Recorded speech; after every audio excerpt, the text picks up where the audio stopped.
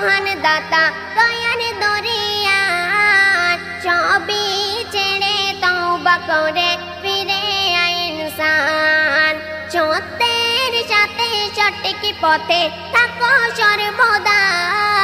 ক্ষমা করে দেব তোরে গুনার খাতা সত্যের সাথে সঠিক পথে থাকো সর্বদা ক্ষমা করে দেব তোরে গুনার খাতা কবি নুমান পাবি আসান সেই কঠিন বেলায় কবি নুমান পাবি আসান সেই কঠিন বেলায় দিন ইসলামের কাজকে কায়েম করিতে থাই দিন ইসলামের কাজকে কায়েম করিতে